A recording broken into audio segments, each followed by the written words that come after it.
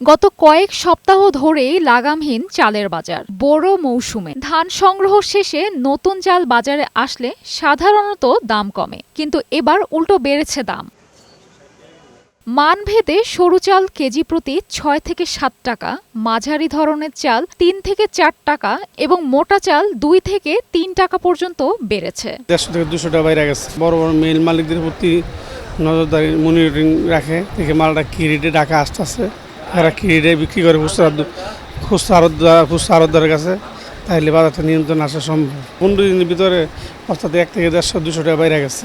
বর্ষা মৌসুমের ২ সপ্তাহের মধ্যে উত্তাপ ছড়াতে শুরু করেছে সবজির বাজার। বেশিরভাগ সবজির ক্ষেত্রেই কেজিতে ১০ থেকে ১৫ টাকা বেড়েছে। টমেটোর দাম বেশি, এটা ইন্ডিয়ান টমেটো ১৬০ টাকা কেজি।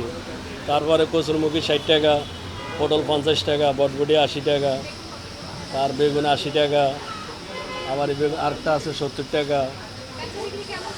বেচা বিক্রি কম, মালের দাম বেশি তো এখন একটু বাজার একটু মন্দায়, একটু বেচাকেনা কম, অন্যান্য সময়ের তুলনায় একটু বেচাকেনা একটু ক্রেতা মার্কেটে কম আসছে। এই কারণে হয়তো বেচাকেনা আমরা চাই সরকারের কাছে যে সব কিছুর মূল্য একটু কম থাকুক, সাধারণ মানুষ যারা আছে এদের নাগালে বাইরে যেন চলে না যায়। হ্যাঁ, এটাই হলো আমাদের সবচেয়ে বড় প্রত্যাশা। তবে কিছুটা স্বস্তি মিলেছে ডিম ও মুরগির দামে।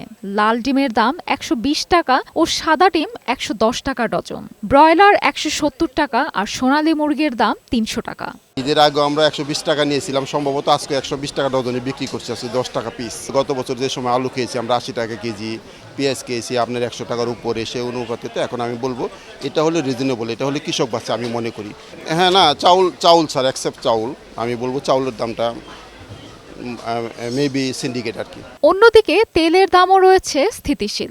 বেচা বিক্রি না থাকায় অসন্তুষ্টি প্রকাশ করেছেন বিক্রেতারা। তেল বর্তমানে ৫ লিটার আমরা ৯১০ টাকা বেচতে পারি, ৯৬০ টাকা, ৯০৫ টাকা, ৮৯৫ টাকা এরকম কিনা। ঈদুল আজহার পর রাজধানীর বাজারে মাংসের বেচাকেনা অনেকটাই কমে গেছে। ৭৮০, ৭৫০, ৭০০ যা কয়, কাস্টমার ছাড় নাই। মাছে ভাতে বাঙালির নিত্যদিনের খাদ্য তালিকায় থাকা মাছের দামও বেশ চড়া। মাছের ক্ষেত্রেও কেজিতে ১৫০ থেকে ২০০ টাকা পর্যন্ত বেড়েছে দাম। মেরিন আমিন, বৈশাখী সংবাদ, ঢাকা।